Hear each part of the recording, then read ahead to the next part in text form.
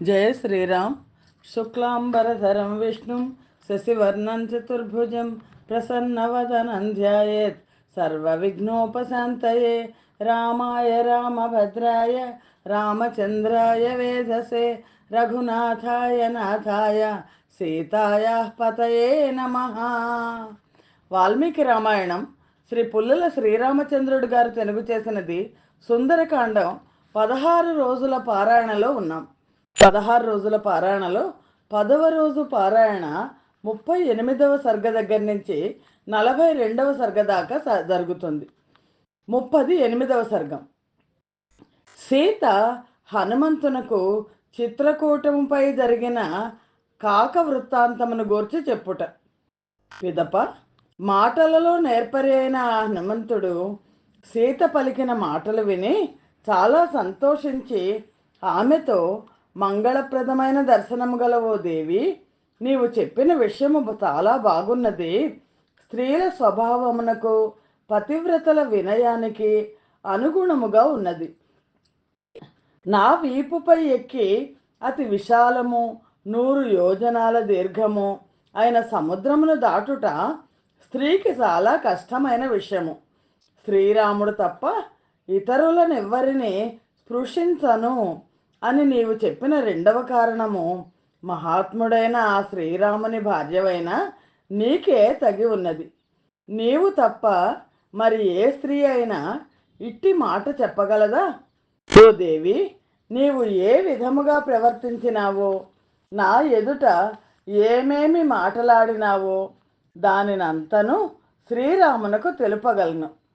అనేక కారణములు ఉండుట చేతను, శ్రీరామునకు ప్రియము చేయవలనను ఇచ్ఛ చేతను, స్నేహముచే నా మనస్సు కరిగి నేనిట్లు చెప్పినాను.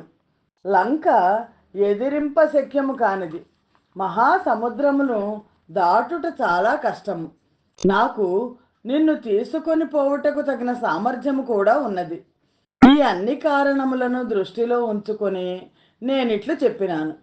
మీ విషయమున నాకున్న గొప్ప స్నేహము చేతను, భక్తి చేతను, ఇప్పుడే నిన్ను శ్రీరాముని దగ్గరకు తీసుకొని వెళ్ళవలను అనే కోరిక చేతను ఇట్లు పలికినాను, కానీ మరొక కారణమేదీ లేదు. దేవి, నీవు నాతో కూడా శ్రీరాముని వద్దకు వెళ్ళుటకు ఇష్టపడనితో శ్రీరాముడు గుర్తించే ఆనవాలు ఏదైనా ఇమ్ము అని పలికెను. దేవకన్యతో సమానురాలైన సీత హనుమంతుని మాటలు విని కన్నీటితో, అక్షరములు కూర్చిన మాటలతో మందముగా, నీవు నా భర్త అయిన శ్రీరామునితో ఈ విషయమును శ్రేష్టమైన గుర్తుగా చెప్పుము. చిత్రకూట పర్వతమునకు సంబంధించిన ఈశాన్యపు పాద పర్వతమునందు సిద్ధులు నివసించే చోట ఒక ప్రదేశమున్నది. అది మూల ఫలోదకములతో సమృద్ధమైనది. గంగానదికి దగ్గరగా ఉన్న ఆ ప్రదేశమునందు నేను మునుల ఆశ్రమంలో నివసించుతుండగా, పూర్వము అంటే శ్రీరాముడితో గురించి చెప్తోంది, నీ ఒక దినమున వివిధ పుష్పముల సువాసనలతో నిండిన ఉపవన ప్రాంతములందు జలములో విహరించి తడిసి నా సమీపమునందే కూర్చుంటివి. ఇంతలో ఒక కాకి వచ్చి మాంసమునందు ఆసక్తిచే నన్ను ముట్టెతో పొడవ ప్రారంభించినది.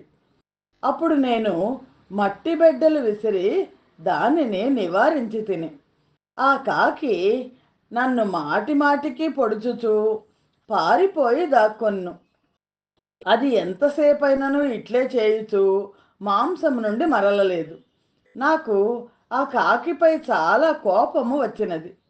ఒక పక్క వస్త్రము జారిపోవచుండెను. దానిని సరిచేసుకొనుటకై నేను వడ్డాణమును పైకి లాక్కొంటుంటిని. ఆ సమయమునందు నీవు నన్ను చూచితివి.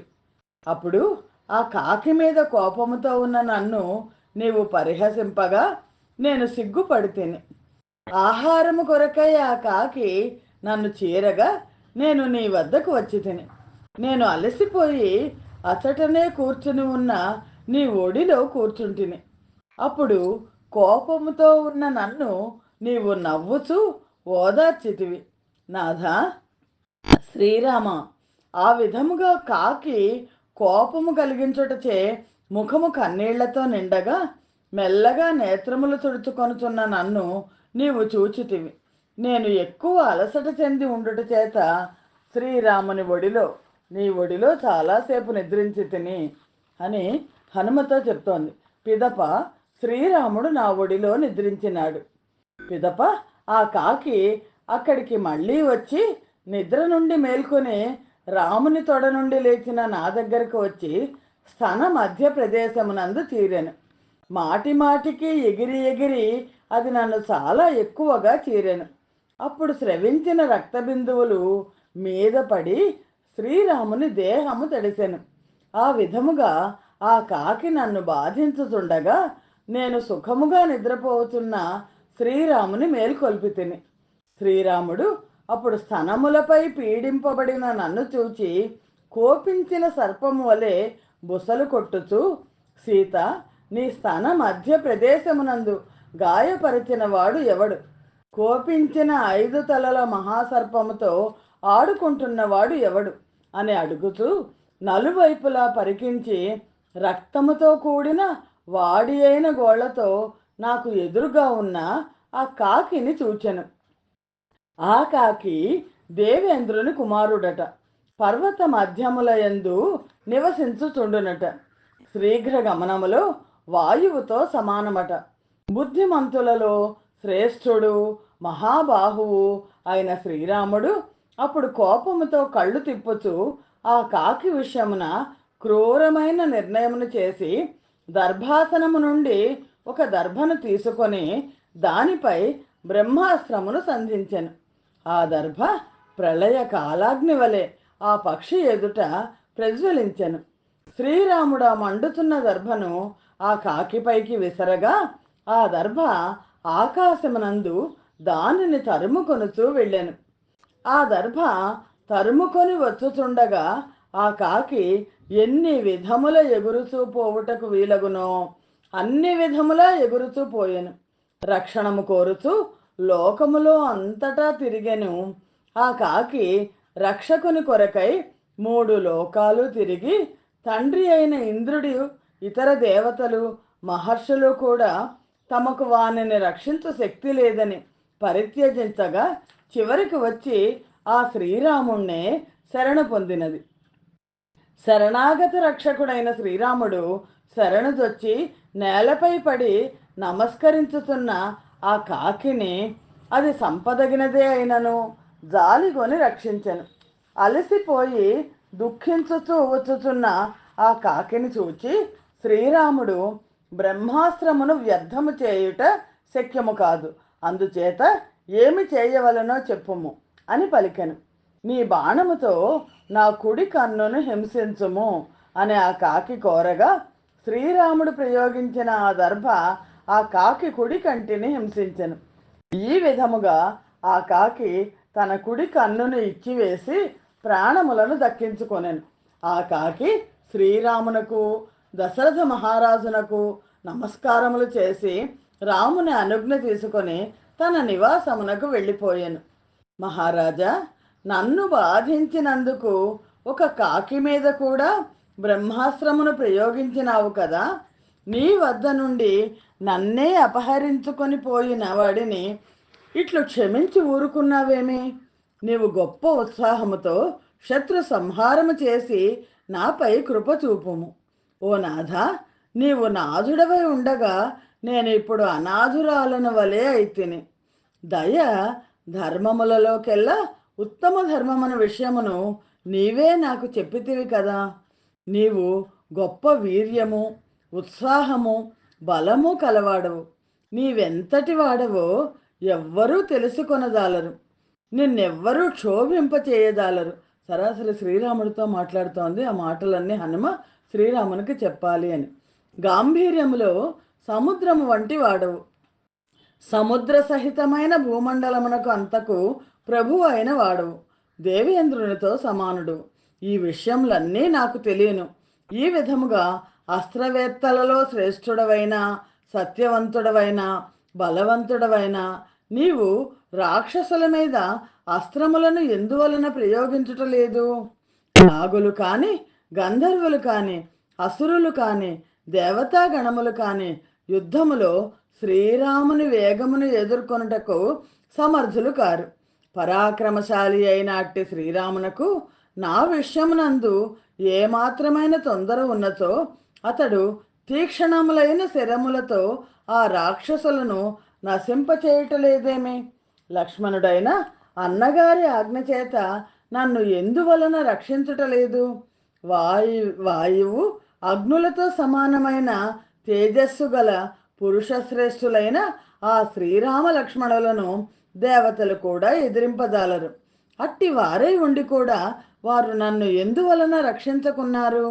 నేనే ఏదో గొప్ప పాపము చేసి ఉన్నాను, సందేహం లేదు. అందుచేతనే సమర్థులై ఉండి కూడా ఆ శ్రీరామ లక్ష్మణులు నన్ను ఉపేక్షించుతున్నారు అని సీతమ్మ వారు హనుమతో పలికెను. సీత కన్నీళ్లు కార్చుతూ దీనముగా పలికిన మాటలు విని మహా తేజస్శాలి అయిన హనుమంతుడు, దేవి, నీ వియోగము వలన కలిగిన దుఃఖము చేత శ్రీరాముడు భోగాదులందు ఆసక్తి లేకుండా ఉన్నాడు. సత్యము మీద ఒట్టుపెట్టి చెప్పుతున్నాను, శ్రీరాముడు దుఃఖాక్రాంతుడైనప్పుడల్లా లక్ష్మణుడు కూడా దుఃఖించుతున్నాడు. అదృష్టవశము చేత నీవు కనబడితివి. ఇక ఇది విలపించుటకు సమయము కాదు. స్వల్ప కాలములోనే దుఃఖముల అంతము చూడగలవు. పురుషులలో శ్రేష్ఠులు, మహాబలశాలులు అయిన ఆ రాజపుత్రులిద్దరూ నిన్ను చూడవలనని ఉత్సాహముతో ఉన్నారు. వారు లంకను భస్మము చేసివేయగలరు. శ్రీరాముడు క్రూరుడైన రావణుని, అతని బంధువులను రణరంగంలో సంహరించి నిన్ను తన పట్టణమునకు తీసుకొని వెళ్ళగలడు. శ్రీరామునకు కానీ, మహాబలశాలి అయిన లక్ష్మణునకు కానీ, తేజశాలి అయిన సుగ్రీవునకు కానీ, ఇతర వానరులకు కానీ ఏమి చెప్పవలనో చెప్పుము అని పలికెను. హనుమంతుని మాటలు విని దేవకన్యతో సమానురాలైన సీత శోకపీడితయై హనుమంతునితో, వానరేంద్ర, ఉత్తమమైన మనస్సు గల కౌసల్య లోకములకు ప్రభువైన ఏ రాముని కనెనో అట్టి శ్రీరామునకు నా పక్షమున శిరస్సు వంచి నమస్కారము చేసి సుఖమును అడుగుము. సుమిత్ర సుపుత్రుడైన లక్ష్మణుడు మాలికలను, ఉత్తమములైన భోగ్య వస్తువులను, ప్రియమైన ఉత్తమ స్త్రీలను, విశాలమైన భూమండలమునందు అనాయాసముగా లభించని ఐశ్వర్యమును విడిచి తల్లిదండ్రులకు నమస్కరించి వారిని అనుమతింపచేసుకొని శ్రీరామునితో కలిసి ప్రవాసమునకు వచ్చినాడు. ధర్మాత్ముడైన లక్ష్మణుడు అత్యుత్తమమైన సుఖమును పరిత్యజించి సోదరుడైన శ్రీరామునకు అనుకూలముగా ఉంటూ అరణ్యములో అతని సంరక్షణము చేయుచు అతనిని అనుసరించి వచ్చినాడు. సింహము వంటి మూపు, పెద్ద బాహువులు, ఉత్తమమైన మనస్సు కలవాడు, చూచువారికి ఆనందము కలిగించువాడు అయిన లక్ష్మణుడు నన్ను తల్లి వలె చూచుకొనుచు శ్రీరాముని విషయమున తండ్రి విషయమునందువలే ప్రవర్తించును.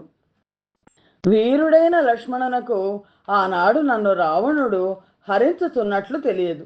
అతడు పెద్దలను సేవించువాడు, శోభ కలవాడు, సమర్థుడైనను అధికముగా మాటలాడడు. నా మామగారైన దశరథునకు తగిన ఇష్టుడు, శ్రేష్ఠుడు అయిన రాజకుమారుడు శ్రీరాముని సోదరుడైన లక్ష్మణుడు నిత్యము నాకు చాలా ఇష్టుడు. పరాక్రమశాలి అయిన అతనికి ఏ కార్యభారమును అప్పజెప్పినను దానిని అతడు చక్కగా పూర్తి చేయను. ఏ లక్ష్మణుని చూచుకొనుచు శ్రీరాముడు స్వర్గస్థుడైన తన తండ్రి గారిని గూర్చి బెంగపెట్టుకొనలేదో అట్టి లక్ష్మణునితో నా కొరకై నా మాటగా కుశల వార్తను చెప్పుము. నేను అతని క్షేమము అడిగినానని చెప్పుము. వానర శ్రేష్ఠుడవైన ఓ హనుమంతుడా, మృదువైన స్వభావము కలవాడు, ఎల్లప్పుడూ పరిశుద్ధుడు, సమర్థుడు, శ్రీరామునకు చాలా ఇష్టుడు అయిన లక్ష్మణుడు నా దుఃఖములను నశింపచేయునట్లు ఈ కార్యమును సాధించుట అనేది నీ మీదనే ఆధారపడి ఉన్నది. నీవు చేసే ప్రయత్నమును బట్టి నా విషయమును ప్రయత్నము చేయుము. నా నాథుడు సూర్యుడు అయిన శ్రీరామునితో ఈ మాట మాటి మాటికి చెప్పుము. శ్రీరామ, నేను ఒక్క మాసము మాత్రమే జీవించదను, మాసము దాటి జీవించను. సత్యము చెప్పుతున్నాను. పాపాత్ముడైన రావణునిచే అవమానపూర్వకముగా బంధింపబడి ఉన్న నన్ను పాతాళము నుండి ఇంద్రుని లక్ష్మి రక్షించున్నట్లు నీవు రక్షించవలను అని పలికెను. పిమ్మట సీత కొంగులో ముడిపెట్టి ఉన్న చూడామణిని ముడి విప్పదీసి దీనిని రామునకు ఇమ్ము అని చెప్పుచూ హనుమంతునకు ఇచ్చాను. హనుమంతుడు ఆ శ్రేష్టమైన చూడామణిని గ్రహించి అది భుజానికి పెట్టుకొనుటకు సరిపోకపోవటచే వేలికి తొడుక్కొన్ను. సీతకు నమస్కరించి ప్రదక్షిణపూర్వకముగా ఆమె పక్కకు వెళ్ళి నిలిచెను. సీత దర్శనము లభించినందుకు, సీత కనబడినందుకు చాలా సంతోషించుతూ అతడు మనస్సుతో శ్రీరాముని వద్దకు వెళ్ళిపోయాను. అతని శరీరం మాత్రమే అక్కడ ఉండెను. సీతాదేవి ధరించిన ఆ శ్రేష్టమైన మణిని తీసుకొనగానే దాని ప్రభావము చేత హనుమంతుడు గాలికి కదల్చబడి విడువబడిన పర్వతము వలె స్వస్థచిత్తుడై సుఖించిన వాడై తిరిగి వెళ్ళుటకు ఆలోచించెను. శ్రీమద్ రామాయణం నందలి సుందరకాండలోని 38వ సర్గము సమాప్తము. జై శ్రీరామ్. 39వ సర్గ. హనుమంతుడు వానరుల పరాక్రమమును వర్ణించి చెప్పి సీతను ఊరడించుట. సీత హనుమంతునకు చూడామణిని ఇచ్చిన పిమ్మట అతనితో ఇట్లు చెప్పెను. వానర శ్రేష్ఠ, ఈ ఆనవాలుగా ఇచ్చిన అభిజ్ఞానము గూర్చి శ్రీరామునకు పూర్తిగా తెలియను. ఈ చూడామణిని చూడగానే శ్రీరాముడు నా తల్లిని, నన్ను, దశరథ మహారాజును ఈ ముగ్గురిని స్మరించగలడు. నీవు మరల ఉత్సాహము చేత ప్రేరేపించబడిన వాడవై ఈ కార్యము విషయమున మున్ముందు ఏమి చేయవలనో ఆలోచించుము. ఈ కార్యమును సంధించుటలో నీవే సరైన నిర్ణయము తీసుకొనవలను. ప్రయత్నము చేసి నా దుఃఖమును నశింపచేయుము. నీవు బాగుగా ఆలోచించి ప్రయత్నించినచో దుఃఖములు నశించును. హనుమంతుడు అట్లే చేసేదను అని ప్రతిజ్ఞ చేసి సీతకు శిరస్సు వంచి నమస్కరించి వెళ్ళుటకు బయలుదేరను. వాయుపుత్రుడు ప్రయాణమైనట్లు తెలుసుకొని సీతాదేవి బాష్పము చేత డగ్గుత్తిక చెందిన వాక్కుతో ఇట్లు పలికెను. హనుమంతుడా, రామలక్ష్మణులిద్దరికీ మంత్రి సమేతుడైన సుగ్రీవునకు నేను వారి కుశలము అడిగినట్లు చెప్పుము. పెద్దవాళ్ళైన ఇతర వానర్లకు కూడా ధర్మసమ్మతముగా నేను కుశలం అడిగినట్లు చెప్పుము. మహాబాహువైన ఆ రాముడు నన్ను ఈ దుఃఖ సముద్రము నుండి ఉద్ధరించు ఉపాయమును చెప్పుము. శ్రీరాముడు నేను ప్రాణములతో ఉండగా పొంది ఊరడించున్నట్లు తగు విధముగా చెప్పుము. మాటతో ఉపకారము చేసి పుణ్యము కట్టుకొనుము. నీవు నిత్యము ఉత్సాహభరితములైన మాటలు చెప్పగా విని శ్రీరామునకు నన్ను ఈ ఆపద నుండి ఉద్ధరించవలెను అని పౌరుషము వృద్ధి పొందును. వీరుడైన శ్రీరాముడు నా సందేశముతో కూడిన మాటలు నీవు చెప్పగా విని చేయవలసిన రీతిలో పరాక్రమ ప్రదర్శనము చేయగలడు అనెను. హనుమంతుడు సీత మాటలు విని శిరస్సుపై అంజలి ఘటించి, దేవి, శ్రీరాముడు వీరులైన వానర్లతోనూ భల్లూకములతోనూ కలిసి శీఘ్రముగా వచ్చి యుద్ధములో శత్రువులను ఓడించి నీ శోకమును తొలగించగలడు. అతడు బాణములు ప్రయోగించుతుండగా అతని ఎదుట నిలవగలవాడు నాకు వానరులలో కానీ, నరుల్లో కానీ, దేవతలలో కానీ ఎక్కడా కనబట్టలేదు. అతడు యుద్ధరంగంలో సూర్యుణ్ణైనా, సూర్యకుమారుడైన యముణ్ణైనా ఎదిరించ సమర్థుడు. నీకోసమైతే విశేషించి ఎదిరించ సమర్థుడు. శ్రీరాముడు సముద్రం వరకు వ్యాపించి ఉన్న ఈ భూమిని అంతను జయించుటకు సమర్థుడు. సంపాదించే ఆ జయము కూడా నీ కొరకే కదా అని బదులు చెప్పాను. హనుమంతుడు చక్కగా మధురముగా పలికిన ఈ మాటలు విని సీత అతన్ని మెచ్చుకొనుచు అతని వైపు చూచుచు తన భర్త అయిన రామునిపై అతనికి ఉన్న స్నేహమును సూచించుతున్న అతని మాటలను స్నేహపూర్వకముగా అభినందించెను. శత్రు సంహారకుడవైన ఓ వీరుడా, నీకు అంగీకార యోగ్యమైనచో ఒక్కరోజు పాటు ఏదైనా రహస్యమైన ప్రదేశములో ఉండుము. విశ్రాంతి తీసుకొని రేపు వెళ్ళవచ్చును. నీవు సమీపమునందు ఉన్నచో అల్ప భాగ్యవంతురాలనైన నా ఈ గొప్ప శోకమునకు క్షణకాలము పాటు శాంతి కలుగును. నీవు తిరిగి వచ్చుటకు వెళ్ళిన తర్వాత నేను బ్రతికి ఉందునో ఉండనో సందేహమే. ఈ విషయమున సంశయము లేదు. ఒక దుఃఖము తర్వాత మరొక దుఃఖముతో బాధపడుతున్న నన్ను నీవు కనబడకపోవటం వలన కలుగు దుఃఖము ఇంకనూ తప్పింపచేయును. నీకు సహాయభూతులైన వానర భల్లూకాదుల విషయమునందు ఒక పెద్ద సందేహము నా ఎదుట నిలిచి ఉన్నది. ఆ వానర భల్లూక సైన్యములు కానీ శ్రీరామ లక్ష్మణులు కానీ దాట శక్యము కానీ ఈ మహాసముద్రమును ఎట్లు దాటగలుగుదురు? గరుత్మంతుడు, నీవు, వాయుదేవుడు ఈ ముగ్గురు మాత్రమే ఈ సముద్రమును దాట సమర్థులు. ఈ విధముగా ఈ కార్యమును సాధించట అనేది చాలా కష్టముగా కనబడుతున్నది. ఇట్టి స్థితిలో నీవేమి ఉపాయము ఆలోచించితివి? కార్యములు ఎట్లు సాధించవలనో తెలిసిన వారిలో నీవు శ్రేష్ఠుడవు కదా. ఈ కార్యమును నీవే ఒంటరిగా సాధించగలవు. నీ కార్యము సఫలమై యశస్సును కలిగించును. శ్రీరాముడు యుద్ధములో రావణుని సకల సేనలతో ఓడించి నన్ను తీసుకొని తన పట్టణమునకు వెళ్ళినచో అది ఆయనకు తగి ఉండును. శత్రుసేనలను సంహరించు శ్రీరాముడు లంకను బాణములతో నింపి నన్ను తీసుకొని వెళ్ళినచో అది ఆయనకు తగినదై ఉండును. అందుచేత యుద్ధములో సూర్యుడు మహాబుద్ధిశాలి అయిన ఆ శ్రీరాముడు తనకు తగిన విధముగా పరాక్రమము చూపించున్నట్లు చేయము అని అతనితో మరలా ఇట్లనెను. హనుమంతుడు మంచి అర్థముతో కూడినది వినయ సంగతము అయిన ఆ వాక్యమును విని ప్రత్యుత్తర రూపమున తాను చెప్పవలసిన మిగిలిన మాటనిట్లు చెప్పెను. దేవి, వానర భల్లూక సైన్యముల అధిపతి, వానర శ్రేష్ఠుడు, బలశాలి ఆయన సుగ్రీవుడు నిన్నెట్లయినా రక్షించవలెను అను దృఢ నిశ్చయముతో ఉన్నాడు. అతడు వేల కొలది కోట్ల కొలది వానరులు వెంటరాగా రాక్షసులను చంపుటకై శీఘ్రముగా రాగలడు. పరాక్రమవంతులు, కష్ట సహన శక్తి కలవారు, మహాబలశాలులు, వెళ్ళదలచిన ఏ ప్రదేశమునకైనా వెళ్ళగలవారు అయిన ఎందరో వానరులు ఆ సుగ్రీవుని ఆజ్ఞకు లోబడి ఉన్నారు. ఆకాశము పైన కానీ క్రింద కానీ అడ్డముగా కానీ వారి గమనానికి ఎక్కడా అడ్డము ఉండదు. అపరిమితమైన తేజస్సు గల ఆ వానరులు ఎట్టి పెద్ద పనులు చేయవలసి వచ్చినను వెనుతీయరు. మహోత్సాహవంతులైన ఆ వానరులు అనేక పర్యాయములు ఆకాశ మార్గమునందు సంచరించుచు సముద్ర పర్వతాదులతో కూడిన ఈ భూమికి ప్రదక్షిణము చేసిరి.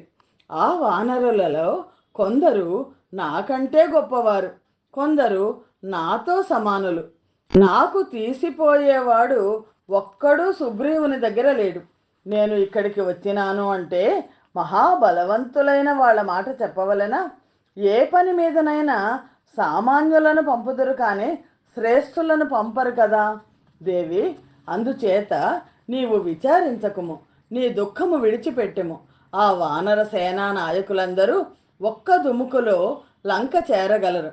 గొప్ప బలము గల నరశ్రేష్ఠులైన ఆ రామలక్ష్మణులు నా భుజములపై ఎక్కి ఉదయించిన సూర్యచంద్రుల వలె నీ దగ్గరకు రాగలరు.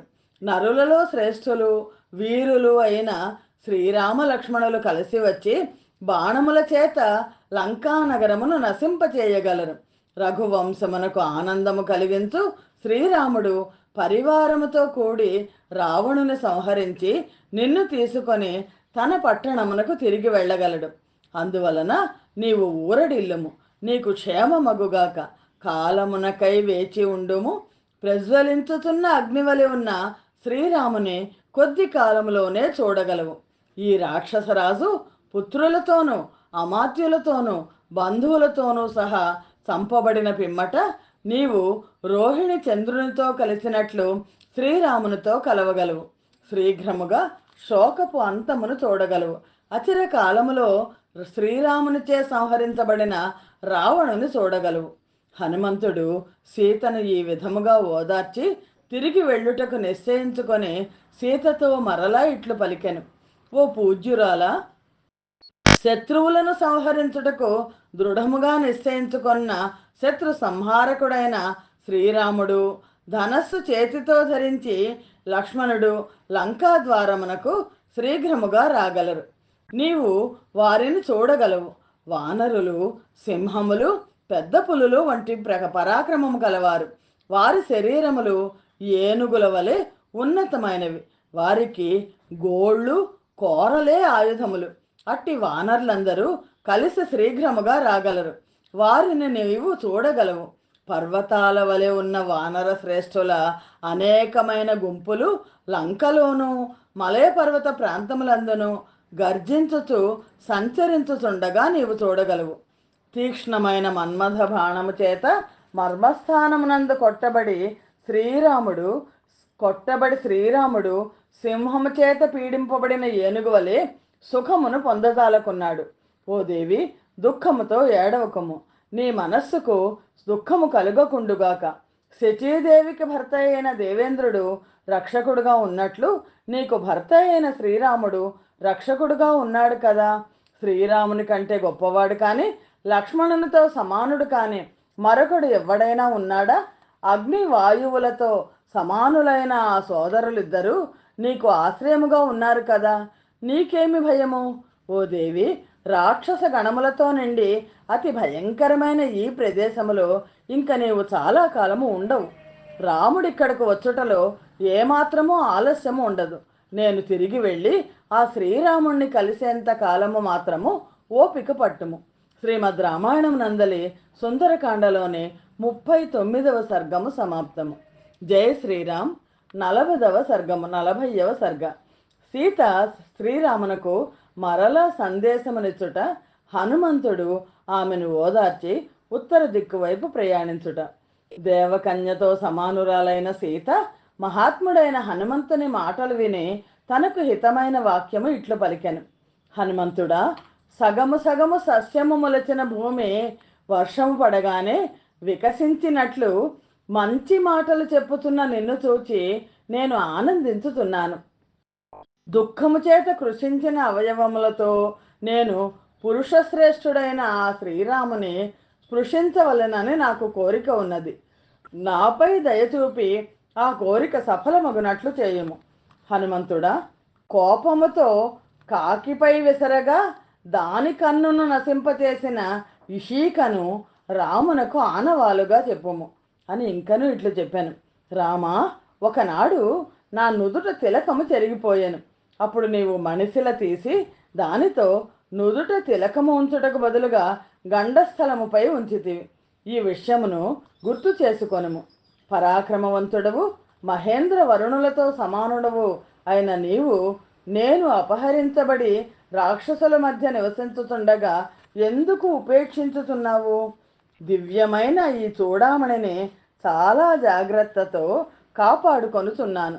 ఈ దుఃఖకాలములో దీనిని చూచుకొనుచు నిన్ను చూచినట్లు సంతోషించుతున్నాను. జలములో పుట్టిన శోభాయుక్తమైన ఈ చూడామణిని నీకు పంపివేయుచున్నాను. శోకముతో వ్యాకులురాలనైనా నేను ఇకపై జీవింపచాలను. నీవు ఏనాటికైనా రాకపోదువా అనే ఆశతో భరించరాని కష్టములను, చాలా భయంకరములైన ఈ రాక్షస స్త్రీల మాటలను నేను సహించుచున్నాను. శత్రు సంహారకుడవైన ఓ రామ, నేను 1 మాసము మాత్రమే జీవించగలను. అటుపైన నీవు లేకుండా నేను జీవించజాలను. ఈ రావణుడు చాలా క్రూరుడు. నా విషయములో ఇతని దృష్టి సరిగ్గా లేదు. నీవు ఇంకా ఆలస్యం చేయుచున్నావు అని తెలిసినచో నేను క్షణకాలమైనను జీవించను. హనుమంతుడు సీత కన్నీళ్లు కార్చుచూ దీనముగా పలికిన మాటలు విని, ఓ దేవి, నీ వియోగము వలన కలిగిన దుఃఖము చేత శ్రీరాముడు భోగాదులందు ఆసక్తి లేకుండా ఉన్నాడు. సత్యము మీద ఒట్టు పెట్టి చెప్పుచున్నాను, శ్రీరాముడు దుఃఖాక్రాంతుడైనప్పుడల్లా లక్ష్మణుడు కూడా దుఃఖించుతున్నాడు. అదృష్టవశము చేత నీవు కనబడితివి. ఇక ఇది విలపించుటకు సమయము కాదు. స్వల్పకాలములోనే దుఃఖముల అంతము చూడగలవు. పురుషులలో శ్రేష్ఠులు, మహాబలశాలులు అయిన ఆ రాజపుత్రులిద్దరూ నిన్ను చూడవలనని ఉత్సాహముతో ఉన్నారు. వారు లంకను భస్మము చేసి వేయగలరు. శ్రీరాముడు క్రూరుడైన రావణుని, అతని బంధువులను రణరంగములో సంహరించి నిన్ను తన పట్టణమునకు తీసుకొని వెళ్ళగలడు. దేవి, శ్రీరాముడు గుర్తించగలిగిన రామునకు సంతోషము కలిగించు మరి ఒక గుర్తు ఏదైనా ఉన్నచో అది కూడా ఇమ్ము అని పలికెను. ఉత్తమమైన అభిజ్ఞానమును గుర్తును నీకిదివరకే ఇచ్చినాను. వీరుడవైన ఓ హనుమంతుడా, నా కేశభూషణమైన ఈ మణిని చూడగానే శ్రీరాముడు నీ మాటలను విశ్వసించును అని సీత పలికెను. హనుమంతుడు ఆ శ్రేష్టమైన మణిని గ్రహించి సీతకు తల వంచి నమస్కరించి తిరిగి వెళ్ళుటకు బయలుదేరెను. పైకి ఎగురుటకు ఉత్సాహముతో దేహమును పెంచుతుండగా మహావేగవంతుడైన అతనిని చూచి సీత కన్నీళ్లతో నిండిన ముఖముతో దీనురాలై బాష్పము చేత డగ్గొత్తికతో కూడిన కంఠస్వరముతో, హనుమంతుడా, సింహముల వంటి వారైన సోదరులైన శ్రీరామ లక్ష్మణులను, అమాత్య సమేతుడైన సుగ్రీవుని, ఇతరులందరినీ నేను కుశలమడిగినట్లు చెప్పుము. మహాబాహువైన ఆ శ్రీరాముడు నన్ను దుఃఖ సముద్రము నుండి ఉద్ధరించు ఉపాయమును చేయుము. నీవు శ్రీరాముని వద్దకు వెళ్ళి తీవ్రమైన నా ఈ దుఃఖ వేగమును గూర్చి, ఈ రాక్షస స్త్రీలు నన్ను భయపెట్టుతున్నారు అను విషయమును గూర్చి ఆయనకు తెలుపుము. నీ మార్గము సుఖకరమగుగాక అని చెప్పెను. కార్యము సాధించుటచే సంతోషించుతున్న మనస్సు గల ఆ హనుమంతుడు సీత చెప్పిన విషయములన్నీ గ్రహించి ఇంక చేయవలసింది కొంచెమే మిగిలి ఉన్నది అని అనుకొనుచు ఉత్తరపు దిక్కునకు వెళ్ళిపోయినట్లే భావించెను. శ్రీమద్ రామాయణం నందలి సుందరకాండలోని 40వ సర్గము సమాప్తము. జయ శ్రీరామ్. 41వ సర్గము. హనుమంతుడు ఉద్యానవనమును ధ్వంసము చేయుట. తిరిగి వెళ్ళుటకు సిద్ధముగా ఉన్న హనుమంతుని సీత మంచి మాటలతో ఆదరించెను. పిదప అతడు ఆ ప్రదేశము నుండి కొంచెము దూరంగా వెళ్ళి ఇట్లు ఆలోచించెను. ఈ సీతను చూచినాను, ఇంక నేను చేయవలసినది కొంచెమే మిగిలి ఉన్నది. ఇప్పుడు సామదాన భేదములనడి 3 ఉపాయములను విడిచిపెట్టి 4వదైన దండోపాయమునే ప్రయోగించవలసి ఉన్నది. రాక్షసుల విషయములో సామోపాయము కుదరదు. ధనముతో బలిసి ఉన్న వాళ్ళ విషయములో దానము పనిచేయదు. బలముతో గర్వించి ఉన్న వాళ్ళ విషయంలో భేదోపాయము సరిపడదు. అందుచేత ఇప్పుడు నాకు పరాక్రమమును చూపుట అన్నది ఒక్కటే సమంజసము అని కనబడుతున్నది. ఇక్కడ ఈ కార్యమునందు పరాక్రమము చూపుట తప్ప మరొక ఉపాయం ఏదీ లేదు. ఎందుచేతననగా యుద్ధములో మహావీరులనందరినీ చంపివేసినతో మిగిలిన రాక్షసులు ఏదో విధముగా లొంగిపోవచ్చును. ఏదైనా కార్యము చేయవలనని ఆజ్ఞాపించినప్పుడు ఆ కార్యమునకు విరోధము లేకుండా ఇతరములైన అనేక కార్యములను కూడా ఎవడు సాధించునో అతడే కార్యములను సాధింప సమర్థుడు. ఎంత చిన్న కార్యమైనా దానిని సాధించుటకు ఒకే ఉపాయము ఉండదు, అనేక ఉపాయములు ఉండవచ్చును.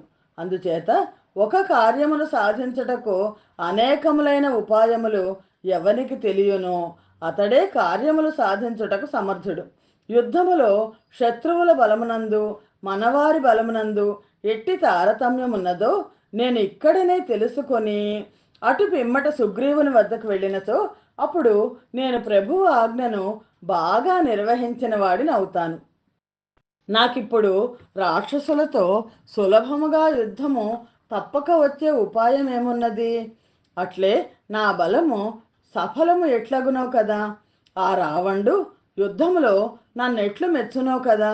రావణుని, అతని మంత్రులను, సైన్యమును, అనుచరులను యుద్ధములో ఎదిరించి అతని మనస్సులో ఉన్న అభిప్రాయమును, అతనికున్న బలమును తెలుసుకొని నేను సుఖముగా ఇక్కడి నుంచి తిరిగి వెళ్ళేదను. క్రూరుడైన ఆ రావణుని ఉత్తమమైన ఉద్యానము అనేక విధములైన వృక్షములతోనూ లతలతోనూ నేత్రములతోనూ మనస్సును ఆకర్షించున్నదై నందనవనములే ఉన్నది. ఎండిపోయిన అడవిని అగ్ని కాల్చివేసినట్లు ఈ ఉద్యానవనమును నశింపచేసెదను. దీనిని భగ్నము చేసినచో అప్పుడు రావణునకు కోపము కలుగును. అప్పుడు రావణుడు అశ్వములతోనూ మహారథములతోనూ ఏనుగులతోనూ నిండిన త్రిశూలములు, ఇనప పట్టిసములు మొదలైన ఆయుధములతో కూడిన గొప్ప సైన్యమును ఆజ్ఞాపించగలడు. అప్పుడు గొప్ప యుద్ధము జరగగలదు. నేను కూడా తీక్షణమైన పరాక్రమము గల ఆ రాక్షసులను యుద్ధములో ఎదుర్కొని సహింపశక్యము కాని బలముతో రావణుడు పంపిన ఆ సైన్యమును చంపి సుఖముగా సుగ్రీవుని వద్దకు వెళ్ళెదను. ఈ విధముగా ఆలోచించి భయంకరమైన పరాక్రమము కల హనుమంతుడు కోపించిన వాడే గొప్పదైన తొడల వేగము చేత వృక్షములను వాయువు విరిచివేసినట్లు విరిచివేసి పడవేయ ప్రారంభించెను. వీరుడైన హనుమంతుడు మదించిన పక్షుల ధ్వనితో నిండిన అనేక విధములైన వృక్ష లతాదులతో వ్యాప్తమైన ఆ ఉద్యానవనమును విరిచివేసెను. సరస్సుల గట్లు త్రెంచివేసెను. పర్వత శిఖరములను నలగగొట్టెను. ఈ విధముగా ఆ ఉద్యానవనము చూచుటకు సంతోషము కలిగించని స్థితిలో ఉండెను.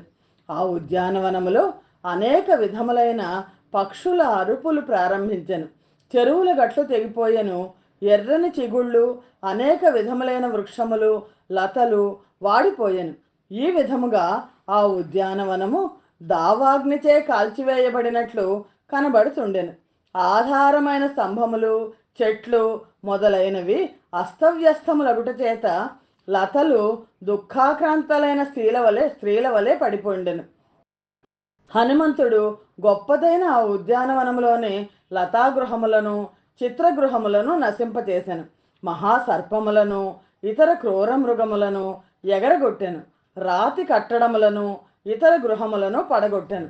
అట్టి లతాగృహాదులతో ఉద్యానవనము తన సౌందర్యమునంతను కోల్పోయెను.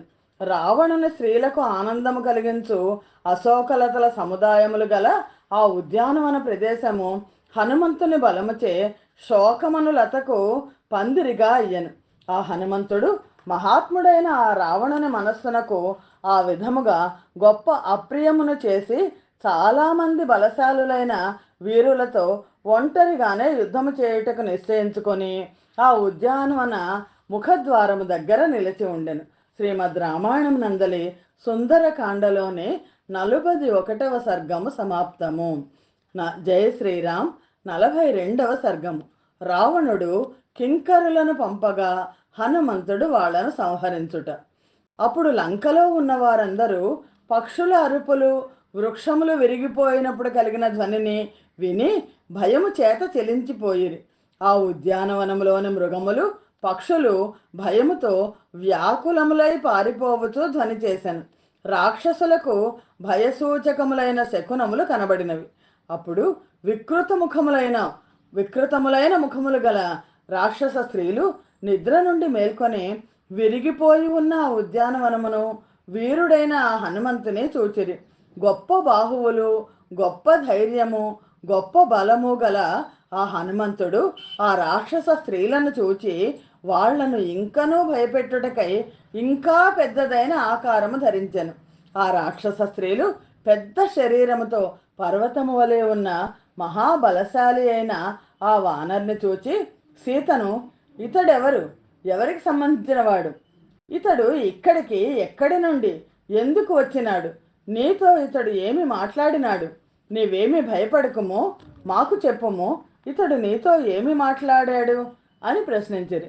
ఆ మాటలు విని పతివ్రత అయిన సీత, భయంకరమైన రూపము గల రాక్షసులను గూర్చి తెలుసుకొనుటకు నాకు జ్ఞానము ఎక్కడ ఉన్నది? ఇతడు ఎవరో, ఏమి చేయుచున్నాడో మీకే తెలియవలను. పాము పాదాలు పాముకే తెలియను కదా. ఈ విషయంలో సందేహమేమీ లేదు. ఇతనిని చూచి నాకు కూడా భయము వేయుచున్నది. ఇతడెవరో నేనెరుగను. ఎవడో కామరూపము గల రాక్షసుడే ఇట్లు వచ్చినాడు అని నేను అనుకొనుచున్నాను అని సీతమ్మ వారు వాళ్లతో చెప్పడం ఒక అబద్ధం చెప్పింది. ఎందుకు చెప్పింది అంటే అది ఆపత్ సమయము. వానరుణ్ణి, హనుమంతుడిని రక్షించడానికి బహుశా చెప్పి ఉండొచ్చు. కొందరు రాక్షస స్త్రీలు సీత మాటలు విని హనుమంతునికి భయపడుతూ అన్ని దిక్కులకు పారిపోయారు. కొందరు సీతను రక్షించుటకై అక్కడనే ఉండిపోయారు. మరికొందరు ఆ విషయము రావణునకు చెప్పుటకై వెళ్ళిరి.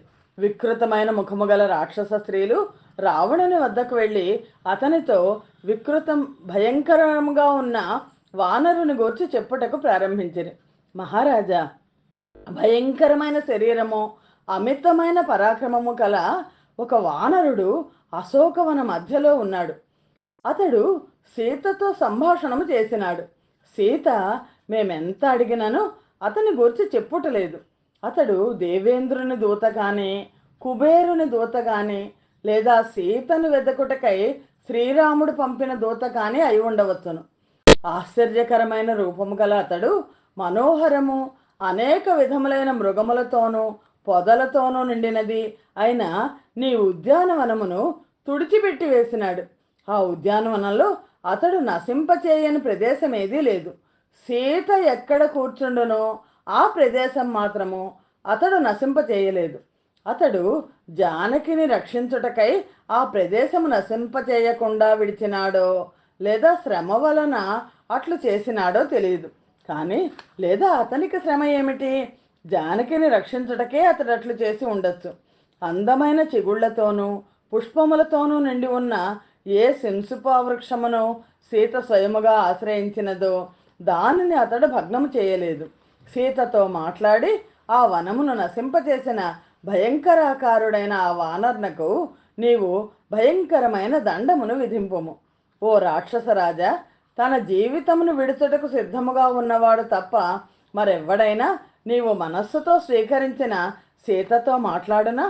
రాక్షసరాజైన రావణుడు రాక్షస స్త్రీల మాటలు వినగానే కోపముతో నేత్రములు పెద్దవిగా చేసి హోమము చేసిన అగ్నివలే మండిపడెను. కోపించిన అతని నేత్రముల నుండి, మండుతున్న దీపముల నుండి మంటతో కూడిన తైల బిందువులు పడినట్లు కన్నీటి బిందువులు రాలెను.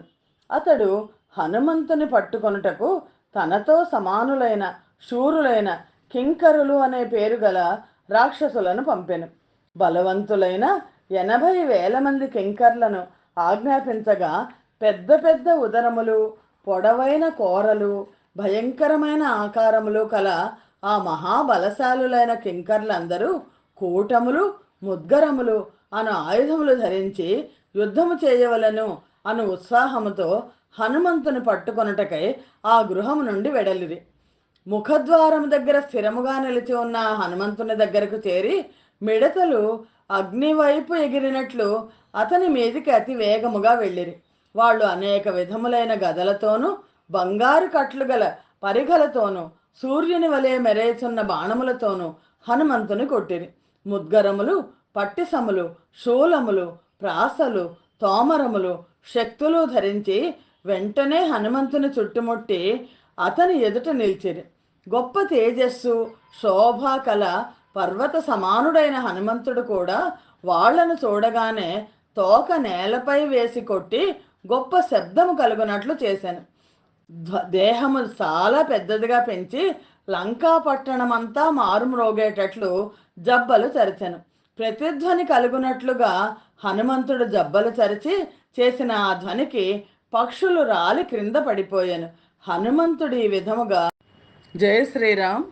హనుమాన్ ఇక్కడ జయమంత్రాన్ని శ్రీరామచంద్రుని ప్రార్థిస్తూ జయమంత్రాన్ని పఠించారు. జయత్యతి బలో రామో లక్ష్మణస్య మహాబలః రాజా జయతి సుగ్రీవో రాఘవేణాభిపాలితః దాసోహం కోసలేంద్రస్య రామస్య క్లిష్టకర్మణః హనుమాన్ శత్రు సైన్యానాం నిహంత మారుతాత్మజః. ఇది జయమంత్రం. జయత్యతి బలో రామో లక్ష్మణస్య మహాబలః రాజా జయతి సుగ్రీవో రాఘవేణాభిపాలితః దాసోహం కోసలేంద్రస్య రామస్య క్లిష్టకర్మణః హనుమాన్ శత్రు సైన్యానాం నిహంత మారుతాత్మజః. లోకాతీతమైన బలము కల రాముడు సర్వోత్కర్షగా ఉన్నాడు. మహాబలశాలి అయిన లక్ష్మణుడు, రాముని చేత పాలింపబడిన సుగ్రీవ మహారాజు కూడా సర్వోత్కర్షగా ఉన్నారు. శత్రువుల సైన్యములను సంహరించగలవాడను వాయుపుత్రుడను అయిన నా పేరు హనుమంతుడు. నేను శ్రమ పడకుండా కార్యములను సాధింప సమర్థుడైన కోసలాధిపతి అయిన రాముని దాసుడను. నేను వేల కొలది శిలలు, వృక్షములు ప్రయోగించుచు యుద్ధము చేయుతున్నప్పుడు 1000 మంది రావణులు కూడా యుద్ధరంగములో నా ఎదుట నిలవజాలరు. రాక్షసులందరూ చూచుచుండగానే నేను లంకా పట్టణమును పీడించి సీతకు నమస్కరించి నే వచ్చిన పని పూర్తి చేసుకొని వెళ్ళగలను. ఆ కింకరులు హనుమంతుడు బిగ్గరగా అరచుట చేత ఈ జయమంత్రమును పఠించుట చేత కలిగిన ఆ శబ్దములు విని భయభ్రాంతులై సంధ్యాకాల మేఘము వలె ఉన్నతుడుగా ఉన్న హనుమంతుని చూచిరి. తమ ప్రభువు ఆజ్ఞాపించుటచే ఇంకా రాక్షసులు శంఖ విడిచి భయంకరములైన అనేక విధములైన ఆయుధములతో ఆ హనుమంతుని మీదకు వెళ్ళిరి. ఆ రాక్షసులందరూ చుట్టుముట్టగానే మహాబలశాలి అయిన హనుమంతుడు ముఖద్వారమునకున్న భయంకరమైన ఇనుప గడియను సమీపించెను. ఆ పరిగను గ్రహించి రాక్షసులను చంపెను. కొట్టుకొనుచున్న మహాసర్పమును పంజాతో పట్టి గరుత్మంతుడు ఆకాశములో తిరిగినట్లు ఆ పరిగను చేతితో పట్టుకొని ఆకాశములో హనుమంతుడు తిరిగాను. అతడు వీరులైన ఆ రాక్షసులను చంపి ఇంకనూ యుద్ధము చేయుటకై సన్నద్ధుడై మరల ఆ ముఖద్వారము దగ్గరనే నిలిచెను. అక్కడ ఆ భయము నుండి ఎట్లో తప్పించుకున్న కొందరు రాక్షసులు రావణుని దగ్గరకు వెళ్ళి కింకరులందరూ చంపబడినట్లు తెలిపిరి. రాక్షసుల ఆ పెద్ద సేన చంపబడినట్లు విన్న రావణుడు కోపముతో కళ్ళు త్రిప్పుచూ పరాక్రమంలో సాటిలేనివాడు, యుద్ధములో జయింప శక్యము కానివాడు ఆయన ప్రహస్తపుత్రుని యుద్ధమునకు వెళ్ళమని ఆజ్ఞాపించాను. శ్రీమద్ రామాయణం నందలి సుందరకాండలోని 42వ సర్గము సమాప్తము. 16 రోజుల పారాయణములో 10వ రోజు పారాయణము సమాప్తము. స్వస్తి ప్రజాభ్య పరిపాలయంతాం న్యాయేన మార్గేణ మహిం మహిషాః గోబ్రాహ్మణేభ్య శుభమస్తు నిత్యం లోకాః సమస్తాః సుఖినో భవంతు. సర్వం శ్రీరామార్పణమస్తు. జై శ్రీరామ్.